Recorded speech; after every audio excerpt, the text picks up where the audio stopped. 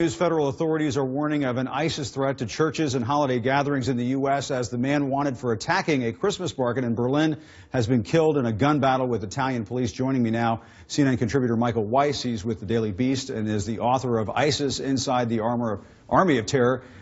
Tara Mahler of the Counter-Extremism Project, and CNN Justice correspondent Evan Perez. Michael, let's start with you. Federal authorities are warning about threats to churches and holiday events.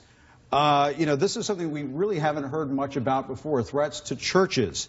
Is this a shift in tactics, and how is this connected to what happened in Berlin?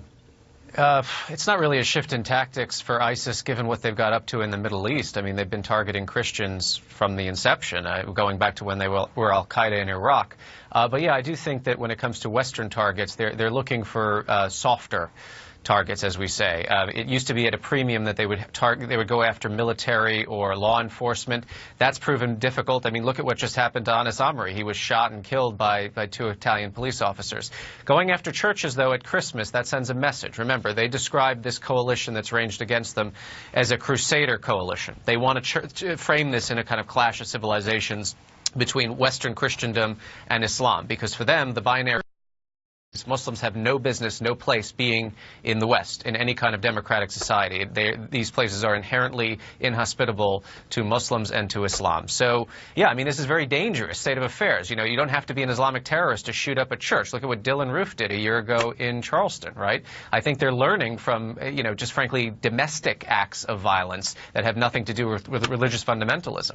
And, Evan, how often do we hear about these warnings after an attack like this? It seems almost as if they did this because of what happened in Berlin this week. Yeah, I mean, I think it definitely is partly because of what happened in Berlin. And, just a couple of days ago, I was talking to law enforcement intelligence officials, and they'd said they'd noticed that it seemed rather quiet. And then Berlin happened, and it took a couple of days, and then the chatter and the threat stream sort of lit up, and that's what we see now. And it's almost on schedule, because we see this usually at the end of the year. We always see increasing threats, especially around the New Year holiday, and that's what we expected. And Tara, the fact that he was able to get from Berlin all the way to Milan, he crossed through France. I mean, we know, we cherish the openness of Western Europe. We've all been on Eurorails and so forth, crisscrossing that part of the world, but obviously this is a vulnerability that has to be dealt with. It is a vulnerability that has to be dealt with. You have 26 members of the EU that have open borders. This is obviously posing a problem, and did pose a problem in this case.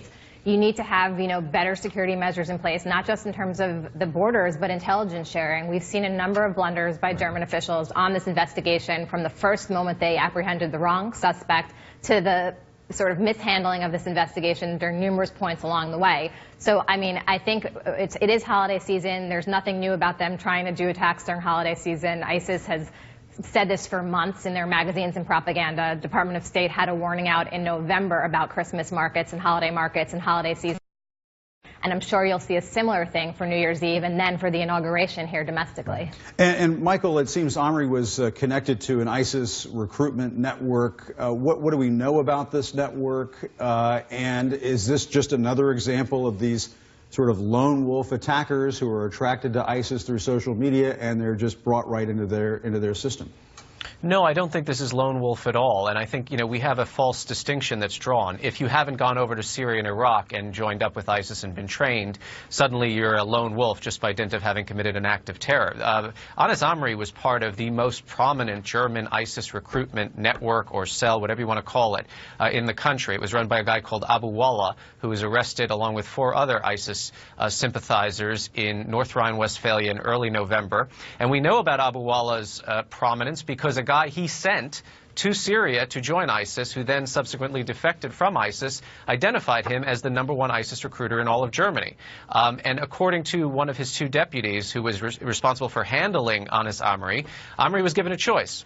He himself could emigrate to Syria and join ISIS and fight on the Middle Eastern battlefield there, or he could perpetrate a terror attack on German soil. And Abu Wallah is said to have personally signed off on that choice. So this is a guy who was being managed. He was being handled by this very large, and frankly, we don't know to what extent how large it is. And I do agree with the congressman that he absolutely had help getting from Berlin to Milan. And there's no way he did this on his own, and obviously he has a connection to ISIS HQ because Amaq released his last will and testament. and we don't know when that was filmed either. So this is anything but lone wolf. This is ISIS coordinated. Make no mistake. And Evan, is it possible he was returning to Italy to perhaps carry out another attack? What do we know about why Italy? I think jumping off from what Michael was just saying, I think they very much believe that there was something in Italy. They had previously stopped him trying to get from Germany to Italy. He had some documents, and that's one reason why he was stopped.